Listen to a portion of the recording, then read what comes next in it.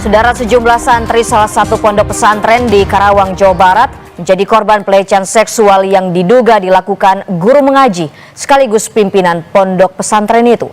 Dugaan pelecehan diungkap salah satu korban kepada orang tuanya yang kemudian melaporkan pelaku ke polisi. 6 orang santri korban pelecehan seksual di Karawang, Jawa Barat didampingi kuasa hukum mendatangi unit perlindungan perempuan dan anak Satreskrim Polres Karawang, Polda Jawa Barat untuk melaporkan oknum guru ngaji itu polisi.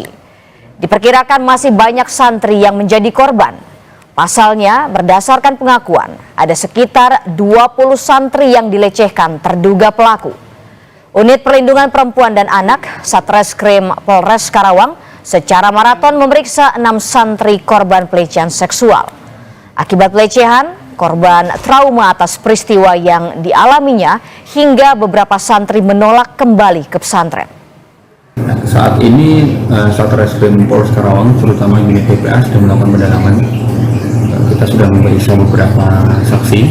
Kemarin ada beberapa memang rekan-rekan dari pondok pesantren yang kita duga sebagai korban datang ke sini. Terkait untuk pelakunya sendiri, kapan akan dipanggil? Kita terus melakukan pendalaman. Kita belum bisa buka untuk identitasnya ya. Jadi kita pendalaman sudah ada mengarah memang, tapi kita mohon doa mudah-mudahan cepat terungkap. Ya.